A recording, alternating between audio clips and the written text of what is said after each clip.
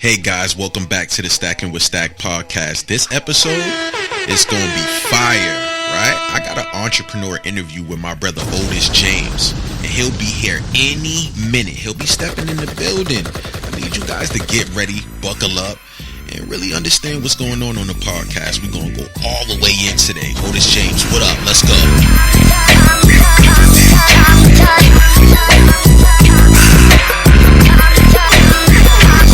Hey yo, doctor, here's another proper track in his back. Watch the sniper, time to pay the piper, and let the real stuff provoke. See you don't wanna be low, can you smoke? But I hope that the fans understand when you talk about spraying me.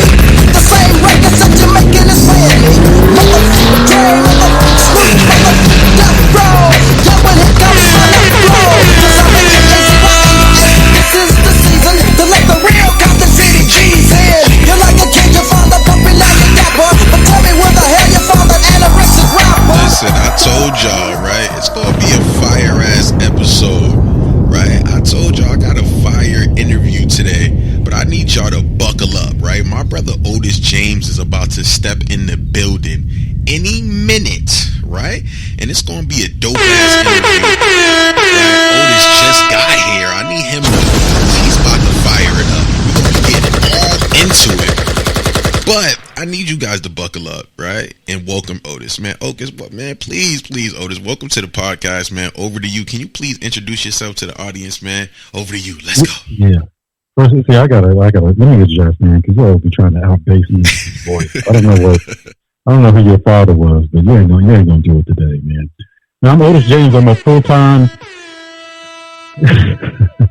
I'm an investor in the San Francisco Bay Area. I consult on development projects, domestic and abroad. I'm a licensed real estate broker in a couple states, long-term hold investor. I have a mentorship program that I call my real estate family. Spent the better part of 20 years in the multifamily commercial industry, licensed in insurance, and a whole bunch of other things that are way more impressive on paper. What's up, man? Let's go, Odis. Look, I told you I had a special guest to come through the building. Odis, my first question for you, man, is what made you do what you want to do? What clicked one day and said, you know what, this is for me and this is what I want to do and this is why I want to leave my legacy? What clicked for you one day and said, this is for me? I didn't want to do this. So look, when I was younger, so my father, I grew up in a real estate family, and, I just couldn't wrap my mind around having to go out and earn the check, like the commission, and how to make it happen. My goal was to get, if they were paying $6.25 an hour at the grocery store for baggers, that was big to me. I was like, well, I'm about to do that, maybe save me enough money to get me some Rams. I was like, that's all I wanted to do, man. But I just did. I'm from a real estate family, so it was just inevitable. And I think because I had experienced, I was 3 years old going to real estate meetings with my dad. So I had just always been in this. It wasn't anything that clicked. It was just my personality type warranted me creating, a path and being the master of my own destiny. So sometimes it's not something that clicks all at once. Sometimes it's just different experiences and, your perspective changes and you evolve into the person that you're going to be. And you just realize, hey, doing this is in alignment with who I am. So I just kept it down that road, man. Come on, man. Odis, I appreciate that. My next question for you, Odis, is what does collaboration mean to you, brother? Because I know you're in the field of real estate. Am I correct? Yeah. So what does collaboration mean to you, man? Over to you. Let's go. I think collaboration it's important, but I think people approach it the wrong way, and they approach it at the wrong time. So if I'm going to collaborate with somebody, we're both performing at a higher level, and there's a synergy there where we can both collectively accomplish so much more. And I think people approach collaboration before they're ready to be in a position to contribute at the level that would make that relationship as valuable as possible, right? When we're talking about two-way collaboration, like if me and another person are going in on a real estate investment deal, right? That's we both have to be equally yoked in that process. But there's other types of collaboration, like, what me and you did, right? I was like, look, I need some gas on this social media, and that's your area of expertise.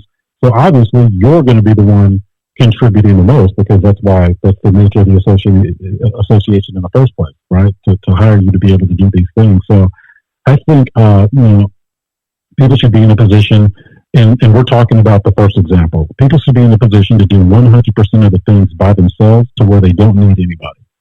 And a lot of people disagree with that, right? And I understand why they disagree with that.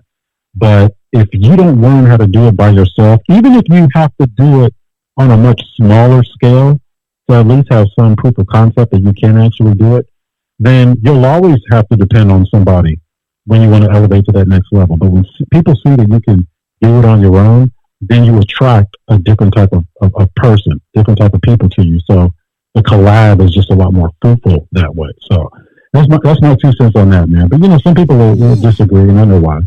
Come on, Otis. We in the building, man. Listen, my next question is for me and for you, because I've been thinking about this a lot. But how do you manage risk? And I'm going to tell you how I do it too, Otis. But how do you manage risk as an entrepreneur? Because our field could be risky, and a lot of people don't like taking risks. But how do you manage risk in your field as an entrepreneur, and how you go about it? Over to you, brother. Yeah, I look at all the things that are outside of my control, and then I calculate what's the worst case scenario if any of these things are triggered. Now, in real estate investing, there's a process for that. I have a process for that. 4 data points. You've heard it. Anybody that's heard my name hears these 4 data points. And it's 4 questions that help me assess a real estate deal. It's also these 4 questions where the answers let me know the outcome before I engage, because my risk tolerance is lower because there's so many people, there's so many eyes on me, and there's so many people watching what it is that I'm doing, and I'm training people how to do this. So for me in real estate, it's 4 questions. What does it cost? What does it cost to fix up? What's it going to be worth when I'm done? How much income can it generate? If I have the answers to those 4 questions, I can see the risk level of that opportunity, and then I can go ahead and navigate based on that risk level. So yeah, I don't like risk, man. I don't do risk. Now, there's real estate investors that do risky investments, and they reap major rewards. It's just risk versus gain, man. It's not always worth it to me to get the highest reward. I want to be able to sleep at night. So that's how I manage it. I feel you, Otis. That's how I manage it too. You took the words right out of my mouth. Now, Otis, my next question for you is, can you tell me and the audience about a time when you made a mistake in your business, and what you learned from that experience? I appreciate you. Let's go. Yeah, man. The mistake is really going to be the people you surround yourself with. When you surround yourself with the wrong people, that has so much influence over the outcome with respect to your objective, whether it's a financial objective, your station in life, whatever it is. You've got to be around like-minded individuals, and you've got to be able to filter out all of the noise. And if you're in a room and you're at the top of the food chain in that room, you need to get into a new room. And not investing in education sooner, right? I had a poor person's mentality. Even when I had money, I had still traces of a poor person's mentality, because we're conditioned to think a certain way in this country. And it wasn't until the first big check I wrote on personal development was about $10,000. And before that, I couldn't imagine spending $10,000 on something and not driving out with something. So that was new to me. And when I saw the fruits of that investment, then it catapulted me into that mindset of, okay, the most valuable asset I have is between my ears. And I'm not going to make the mistake of not investing in that more than I'm investing in anything else. Because nobody can take that away from me. Right? I can go broke today and be back up in 12 months because of what I invest. So that was the biggest mistake, not investing in personal development and professional development sooner. They tie into each other, though. So that was it, man. Ooh, come on, Otis. That personal development, you got to work on yourself. Anybody that's listening to this episode, work on yourself. Personal development is everything. My next question for you, Otis, is how do you plan to scale your business and increase the market share over the next few years, man? What are the steps, man? What are you gonna do to achieve this stuff? Come on, how you gonna scale? How you gonna get bigger, Otis? It's on you, brother. Yeah. So my goal is not to scale first. My goal is to have all of the systems in place in order for me to scale, and then I'll decide whether scaling will or will not compromise the integrity of what it is that I'm trying to do, because the end user experience comes first. And if scaling diminishes that, then I'll hold off on scaling, because I got to make sure my real estate family is taken care of. So, and I have this conversation with anybody looking to scale, right? So I teach people how to invest in real estate, and then based on their level of commitment, I teach them how to run a real estate investing business, which is not the same thing. You learn a lot. And man, come on now. you learn a lot investing in real estate. And while you're doing it by yourself, you have to take on every single role. But the value is that it's not quantifiable. The value in understanding every role is going to help you when you pass off those duties to someone else. So everything that I have to do to be involved in a real estate situation, I want to hand to somebody else until ultimately I don't have to be involved at all. And there's processes and procedures in place where it can run on its own. So I'm no longer self-employed. Now I'm a business owner, and the business can survive apart from me being involved. So I look at end user experience before scaling, and then just enjoy the process of having to do all these things that you don't want to do by yourself, so that you'll know what it is and how to manage somebody and train somebody when you pass it off. So that's me as far as scaling. It's slower, but it's a more organic approach. Exactly. So, Odis, my last question for you, brother, because you've been burning these questions up on the podcast.